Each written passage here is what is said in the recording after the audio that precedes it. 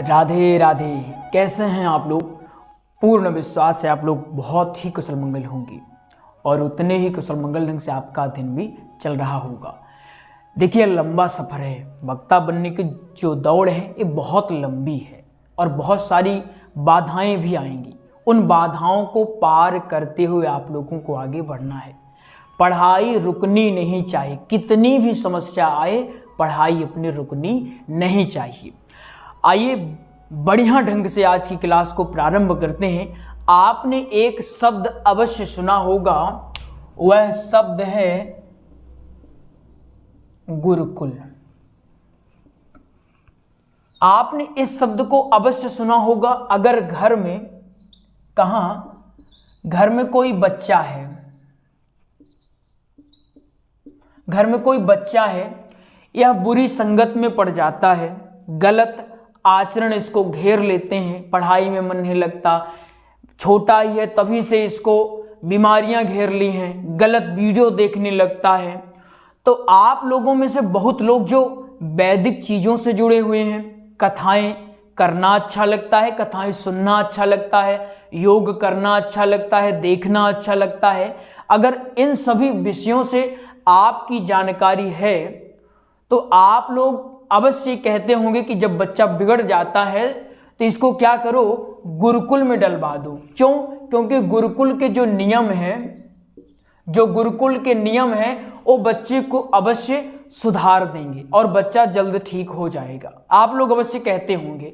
और सिर्फ बच्चा नहीं, यहाँ अगर कोई जैसे ज़्यादा है, जैसे 40 से लेकर के 60-70 वाले जो व्यक्ति होते हैं, उनके लिए भी आप ये कहते होंगे। क्यों कहते होंगे? जैसे ज़्यादा एज है, काम का प्रेशर हो गया, बच्चों की शादी का, बच्चों के कैरियर का, ये सब प्रेशर आना स्वाभाविक है। तो जब प्रेशर आता है तो डिप्रेशन भी आ ही जाता है। तो ऐसे में आप लोग सलाह देते हैं अपने बड़े बुजुर्गों को कि आप कुछ दिनों के लिए गुरुकुल में चले जाइए, वहाँ ध्यान करिए, यज्ञ करिए, पूजा पाठ करिए। आचार्यों की संगत में आप रहेंगे तो जल्दी ठीक हो जाएंगे। ये हम क्यों कहते हैं? क्योंकि गुरुकुल के जो नियम होते हैं वो चाहे बच्चा हो, चाहे वृद्ध हो, कोई भी हो, उसको ठीक करने का सामर्थ्य स्वयं में रखते हैं। तो प्रश्न ये उठता है कि जिनके आसपास गुरुकुल है या जिनकी पहुंच है कि जो गुरुकुल में एडमिशन ले लें, वहां तक चले जाएं, उनके लिए तो गुरुकुल बहुत अच्छा होता है। लेकिन जिनकी पहुंच नहीं, जिन्हें जानकारी नहीं है, या फिर गुरुकुल उनके घर से बहुत दूर है, उनके लिए क्या करना चाहिए? आज का प्रसंग इसी पर है। आपने थंबनेल भी देखा होगा।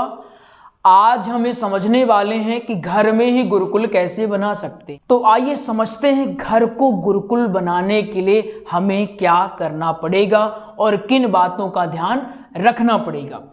आइए समझते हैं। सबसे पहले हम बनाते हैं गुरुकुल। क्या बनाते हैं? एक गुरुकुल बनाते हैं।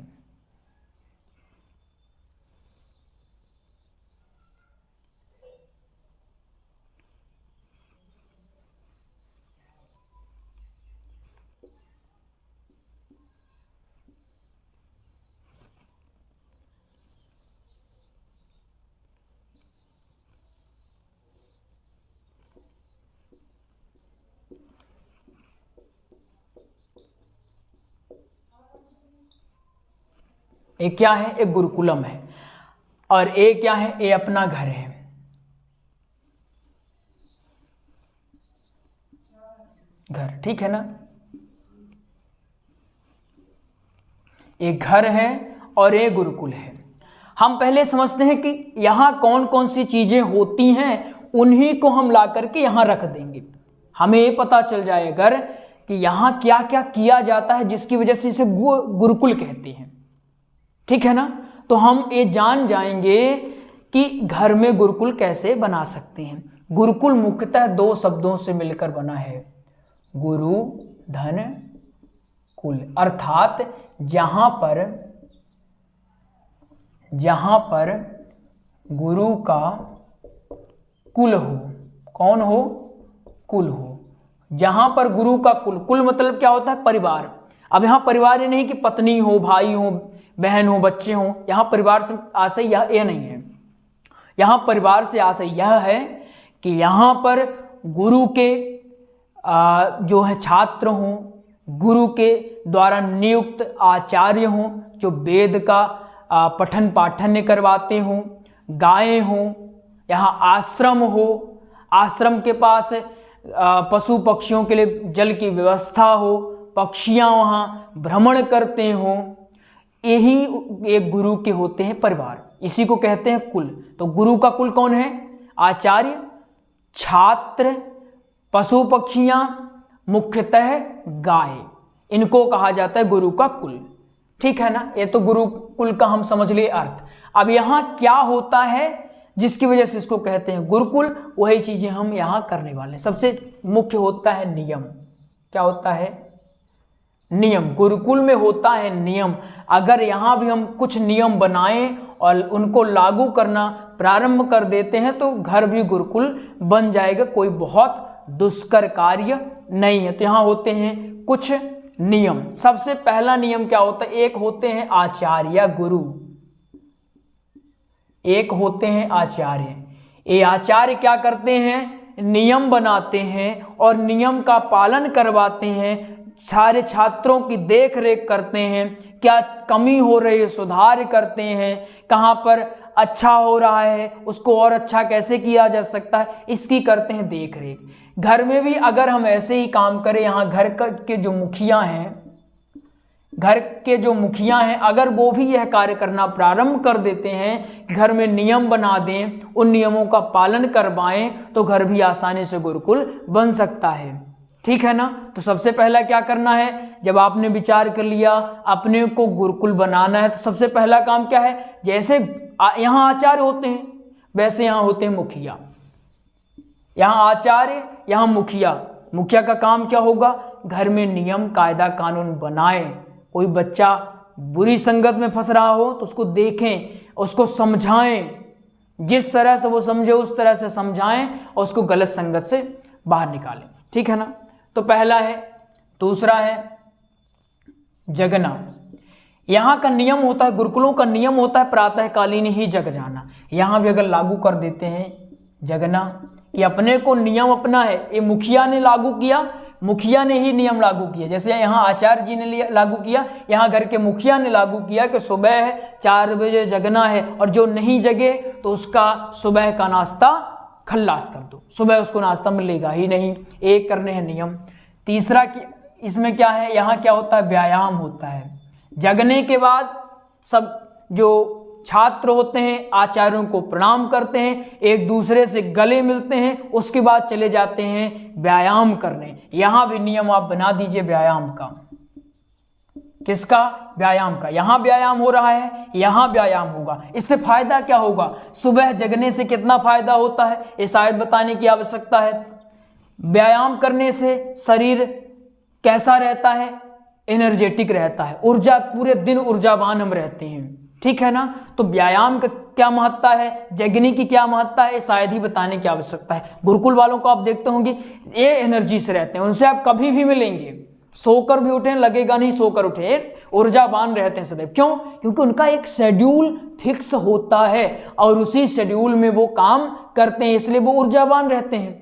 अगर गलत चीजें करें तो गलत होगा। अब जैसे इस मार्कर का उपयोग है कि हम बोर्ड में लिखें, इसका गलत उपयोग करने लगे, इस दीवार में लिखने लगे कि दीवार में लिखेंगे या इसमें लिखने लगे तो क्या होगा? मार्कर भी खराब होगा, बाकी चीजों को भी खराब करेगा। ऐसे ही हमारा शरीर है, शरीर का एक शेड्यूल बनाइए और शेड्यूल में काम करिए तो शरीर एक सही पैटर्न में चलता है, सही दिशा में चलता है।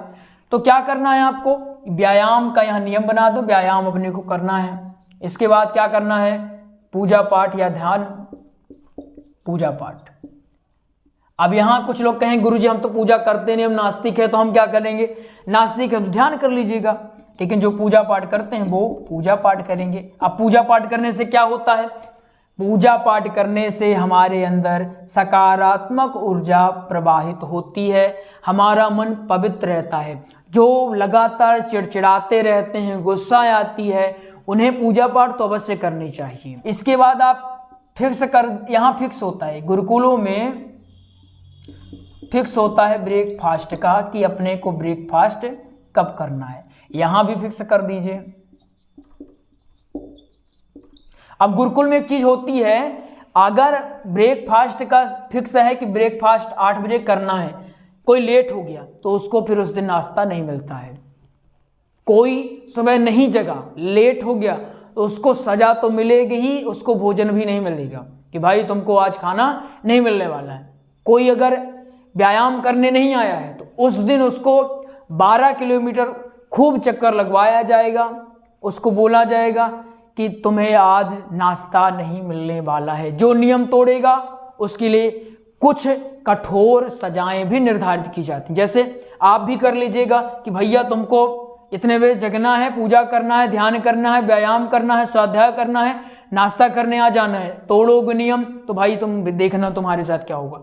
इसके बाद आप ब्रेकफास्ट का आपने फिक्स कर लिया। यहाँ जो छठा होता है, यहाँ दोपहर का भोजन, दोपहर और शाम, इन सब का शेड्यूल फिक्स होता है। यहाँ भी आप इन्हीं चीज़ों को फिक्स कर दीजिएगा। देखिए, गुरुकुल बनाना कोई बहुत बड़ी बात नहीं है कि घर में गुरुकुल कैसे बनेगा। गुरुकुल जाने जाते हैं अपने नियमों के लिए। अगर आप घर में सही नियम बनाएं और उन नियमों का कठोरता के साथ पालन करवाएं, एक नियम ऐसा बना दें कि 24 घंटे में 20 मिनट के लिए घर के सारे सदस्य बैठेंगे, आपस में चर्चाएं करेंगे। दिन भर की जो चर्चाएं उस चर्चा को करेंगे, अपना काम धंधा उसमें नहीं घुसेड़ेंगे, जो पारिवारिक बातें उन्हीं को लेकर आएंगे। इससे क्या होगा, घर में परिवारों के बीच प्रेम बना रहेगा। घर में भाइयों की लड़ाई, जैसे गुरुकुल में अगर बच्चे आपस में लड़ाई कर लेते हैं, करते ही हैं, नॉर्मल सी बात है, लड़ाई कर लेते हैं, तो वो ऐसा नहीं कि दुश्मनी हो गई उनके बीच में। आचार्य आएंगे, उनको समझाएंगे, पुनः उनसे दोस्ती करवाएंगे और दोस्ती और गहरी हो जाती है।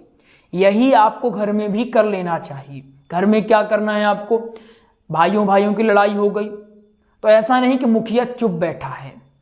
मुखिया चुप बैठता है तभी महाभारत होती है, ठीक है ना। मुखिया अगर चुप हो गया तो बात गड़बड़ तुरंत हो जाती है। तो क्या करना चाहिए, मुखिया को लड़ाई हो गई, ठीक है, लड़ लिया, तुरंत बोलिए कि आओ एक दूसरे को सॉरी बोलो, एक दूसरे को माफ करो, गले मिलो और चलो साथ में आज घूम कर आओ, कहीं घूम लेना। इससे क्या होगा, पारिवारिक जो स्नेह है वो धीरे धीरे बढ़ता रहता है। कुछ लोग कहते हैं हमारे बच्चे हमारी बात नहीं मानते। कैसे मानेंगे बात, कैसे मूर्खता भरी बातें करते हो भाई, क्यों माने तुम्हारी बात? घर के बच्चे तुम्हारी बात क्यों माने? तुमने उनको कुछ अच्छा सिखाया है क्या? कुछ अच्छा नहीं सिखाया, तुम अपने काम में लगे रहे।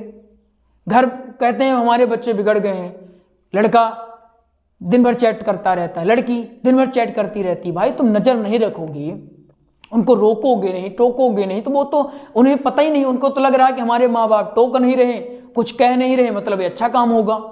गुरुकुलों में ऐसा नहीं होता है। फोन यहाँ भी दिया जाता है, यहाँ फोन दिए, भैया तुम 20 मिनट यूज करो, आचार्य जी वहीं बैठे, सब छात्र आप मिल करके काम करते वहीं, सब वहीं। कोई गलत संगत में जहां देखे कि जा रहा तुरंत समझा दी कि ऐसा तुमको नहीं करना है। तो अगर ये चीजें यहाँ भी हम पालन करते हैं, अभी आप घर के बच्चों को एकदम फ्री छोड़ दिए, उनमें कोई नजर नहीं, ठीक है, फ्रीडम बहुत जरूरी है। फ्रीडम जब देते हैं तो बच्चों का मानसिक विकास होता है, चहुमुखी विकास हो सकता है, इसमें कोई संदेह वाली बात नहीं है। लेकिन इतना फ्रीडम नहीं देना है कि वो आपका आदर करना छोड़ दें, उन्हें ये लगने लगे कि हम जो कर रहे हैं ये सही ही है। अब बच्चे होते हैं, जैसे एक पेड़ होता है, पेड़ पनपा, आगे बढ़ा, आगे एक उसमें दरार आ गई, कोई पत्थर मिल गया तो वो मुड़ गया, और अगर पत्थर मुड़ा और कोई हटा देता उस पत्थर को तो वो पेड़ मुड़ने न पाता। ठीक वैसे ही होते हैं बच्चे। बच्चे बढ़े, गलत संगत जैसे ही आए, अगर उनको आपने समझा दिया कि बेटा ये गलत है तो वो आगे बढ़ जाएंगे। अगर वो गलत संगत में आए और आप उनको समझाए नहीं, कोई उनको अच्छा सलाह देने वाला नहीं मिला, तो वो मुड़ गए और गलत संगत की ओर चले गए। ये होती है। घर में गुरुकुल बनाने के लिए अगर हमसे कोई पूछे तो एक चीज वो है नियम। नियम बनाएं और कठोरता के साथ। और दूसरा है मुखिया का सजग होना, जागृत होना। अगर मुखिया सोया हुआ है, जागृत नहीं है, तो घर का विनाश हो ही जाता है, इसमें कोई संदेह नहीं होता है। ठीक है ना, इतनी बात समझ में आ गई आपको। ये चीजें अगर आप कर लेते हैं, कुछ और नियम है उसको आप ऐड कर लीजिएगा, हमें विश्वास है आप इतना तो ऐड खुद से कर लेंगे। ये बहुत दिन से प्रश्न आ रहा था, इसलिए हमने इसको आपको बता दिया। घर में गुरुकुल अवश्य बनाया जा सकता है, ऐसा नहीं कि नहीं बन सकता है, अवश्य पॉसिबल है, बस आपको कुछ चीज़ें करनी पड़ेगी। ठीक है, आइए आपको एक जानकारी देते हैं, इसके बाद क्लास को करेंगे एंड। हमने भागवत जी का, किनका, भागवत जी का, श्री राम कथा का, सत्संग का प्रॉपर हमने नोट्स तैयार करवा दिया। क्या तैयार करवाया है हमने? नोट्स तैयार। ये नोट्स आपको मिलेगा पीडीएफ फॉर्मेट में। भागवत जी का नोट्स आपको मिलेगा 1389 रुपये में। कुछ लोग कहें गुरुजी बहुत ज़्यादा शुल्क है, ये कंप्यूटर टाइपिंग वाला नोट्स है इसलिए इसका शुल्क ज़्यादा है, इसकी थोड़ा क्वालिटी भी ज़्यादा है इसलिए क्वालिटी ज़्यादा मतलब शुल्क ज़्यादा होगा ही, ये नॉर्मल सी बात है, ये कंप्यूटर टाइपिंग है। अगर आप हस्तलिखित नोट्स लेते हैं, कैसा, हस्तलिखित, तो हस्तलिखित नोट्स आपको मिल जाएगा 489 रुपये में। कितने में? 489 रुपये में। भागवत जो श्री राम कथा का नोट्स है मिलेगा आपको 1449 रुपये में। सत्संग का नोट्स आपको मिलेगा 441 रुपये में। अगर आपको प्राप्त करना है इस नंबर में कॉल कर ले, नंबर है 8269386376।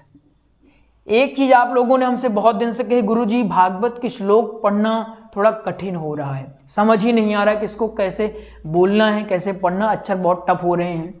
तो आपके लिए हमने एक कोर्स स्टार्ट कर दिया है। क्या? एक कोर्स है। यह कोर्स कैसा रहेगा? ऑडियो फॉर्मेट में रहेगा, ठीक है ना, ऑडियो में रहेगा। और सबसे खास बात यह रहे कि व्हाट्सएप पर ही ये हो जाएगा। तो इस कोर्स में आपको प्रतिदिन कैसा, प्रतिदिन 3 से 4 श्लोक आपको व्हाट्सएप के माध्यम से भेजे जाएंगे, उनकी आप तैयारी कर लें और अगले दिन आपसे रिकॉर्ड करवा के पूछा भी जाएगा कि आप इसको कैसे बोलते हैं और जो कमी होगी उसमें सुधार करवाया जाएगा। इसमें प्रतिदिन जो लगा है आपके लिए बहुत काम का होने वाला है। जैसे एक साथ अगर भेज देते हैं तो क्या होता है, आपने ले लिया, 2-4 दिन पढ़ाई हुई, उसके बाद आप भूल जाते हैं, क्योंकि ध्यान ही नहीं रहता, क्योंकि ह्यूमन है, मानव है। हमारे साथ ऐसा होता, सबके साथ ऐसा होता ही है। एक साथ मिल गया तो नहीं पढ़ते हैं। हमारे पास बहुत सारी बुक ला लिए लेकिन उनको देखना कब है पता ही नहीं चला, उनको रखने के लिए हमने ले लिया है। तो इसमें आपको फायदा ये होने वाला है कि इस कोर्स के माध्यम से आप लोग श्लोकों की तैयारी पर डे करेंगे। पर डे से क्या होगा, आपका रिदम बना रहेगा, रेगुलरिटी मेंटेन होगी। आप जब रेगुलरिटी मेंटेन करेंगे तो जब रेगुलर किसी चीज़ को करते हैं तो वो रिदम में आता है, और रेगुलरिटी मेंटेन करने के कारण हम उसको करते जाते हैं और हमारा वो बहुत ही आसानी से तैयार होगा। 3 से 4 श्लोक डेली करेंगे तो 120 श्लोक महीने में हमारा तैयार हो जाएगा। 120 श्लोक मतलब बहुत बड़ी बात होती है। तो अगर ये कोर्स आप लेना चाहते हैं, इसका जो शुल्क है बहुत ही हमने कम रख दिया है, 889 रुपये पूरा कोर्स। 889 में पूरा लगभग ये कोर्स चलेगा 6 महीने, तो 6 महीने का सिर्फ 889 रुपये लगने वाला है। उसके बाद भी अगर पूरा नहीं होगा तो और चलता रहेगा। इसका ड्यूरेशन 1 साल भी कर सकते हैं, कोई दिक्कत नहीं है। कितना? 1 वर्ष, ठीक है ना। 889 में आप 1 वर्ष तक कंटिन्यू श्लोकों की तैयारी करते रहेंगे। तो अगर इस कोर्स को भी आप प्राप्त करना चाहते हैं, इस नंबर में कॉल कर लें, नंबर है 8269386376। एक कोर्स जमा करवाएं, व्हाट्सएप में स्क्रीनशॉट डाल दें और बता दें गुरुजी हमने भागवत के श्लोकों का कोर्स जो है वो ले लिया है, आपको शुल्क भी जमा करवा दिया है, आप हमें वो कोर्स प्रोवाइड कर दें, आपको कोर्स प्रोवाइड करवा दिया जाएगा। आइए मिलते हैं अगले प्रसंग में, तब तक के लिए जय जय श्री राधे श्याम।